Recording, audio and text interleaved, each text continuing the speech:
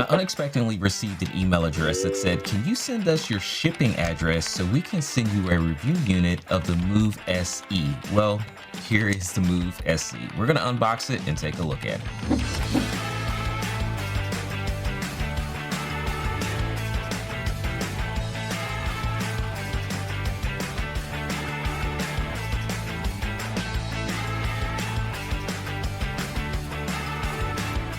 Before we get started, I want to thank PTZ Optics for sending over this camera for review, and you can thank them as well by hitting the thumbs up button and also making sure that you're subscribed to this channel.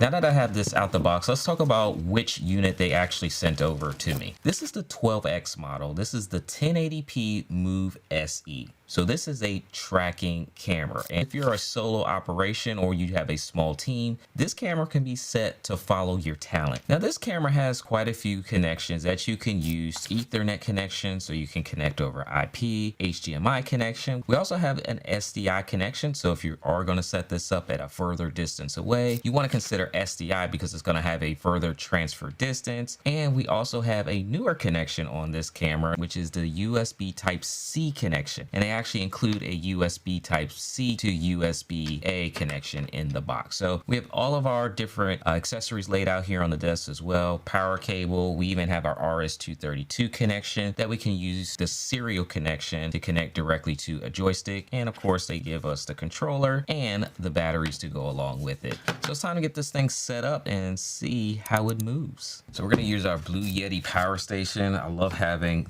this brand new unit because now I don't have to try to connect everything on the other side of my desk. So we're going to power this on with our Blue Yeti. So no configuration needed, simply plugged in the serial cable to the camera. When I zoom out, I'm gonna zoom in, you can see the iris moving. Now, in order for us to access the Move capability, the AI tracking, we actually need to connect to our local network so that we can log into the interface of the PTZ camera. So I'm gonna take a network cable and connect it from my network switch to the PTZ Move SE. Now, the default IP address for this camera is 192.168.100.88. So in order for me to connect to it, I do first need to make sure that my computer and the camera can talk to each other. So I'm going to go ahead to my computer's network interface here, give my computer an IP address to be able to connect to that camera. Now, if you have issues setting up networking, I'll link to another video. Just click up above and you can check out that video to help walk you through how to set up your network connections. Now we'll connect to the camera through the web interface by going to the URL ptzoptics.local. Now we'll enter username and password, which is just simply default admin for both. And now we have our nice user interface, which is much cleaner than the previous version. It's very easy to navigate through. Now, the auto tracking setting is located under camera settings on the left and under the control tab. And then you're going to look for auto tracking, and we're going to go ahead and turn this on. Now, there is a time options delay here. We can set some additional tracking locations as well. Hit apply.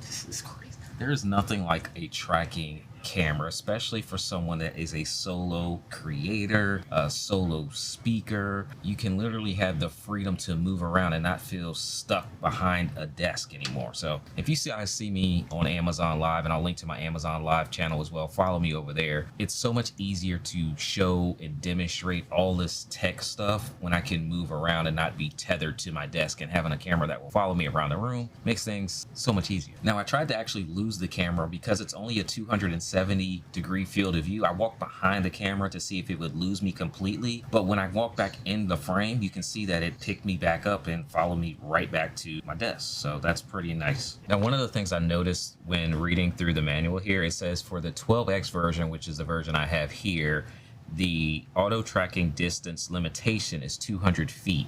If you have the 20X version, the limitation is 250 feet. And if you have the 30x version, the limitation is 300 feet. So keep that in mind when you're trying to figure out the distance away from your talent that you want to have this camera, because you are limited by distance as well. Now, in a lot of cases, I don't use the remote because of the nice joystick for controlling, but one of the features that I saw was that you can actually disable and enable the tracking feature by using the remote. Now, if you have a PTZ Optics camera, you will notice that this remote is slightly different from this remote. If we look at the original PTZ Optics remote on the function buttons in particular, we see we have functions 1, 2, 3, and 4 with the play pause functionality on F4. But with this new remote, F1, 2, 3, and 4, each of these serves a very unique purpose. So we're gonna go ahead and test that out. So if I select F4 on this remote, this will turn off the tracking feature. So we'll select F4.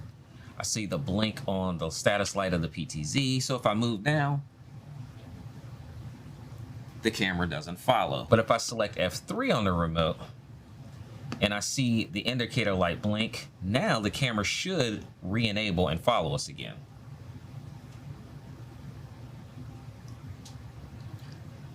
So this is a really good feature, and now it's a reason for me to make sure that I have this remote close by, because I think just being able to hit one button to enable and disable auto tracking is much nicer than having to go into the platform, into the software, especially if it's not already part of your workflow. I can definitely see how I can use this camera in more than just this environment. I want to actually use this camera outside and see how it works there. Inside of the platform here, the web-based interface, there are options for studio, low light, and outdoor. And using PTZ cameras outdoor, you definitely have to make sure that you have the right settings. If you want to know what those settings are and how this camera performs outside, make sure you click on this next video, and I look forward to seeing you there.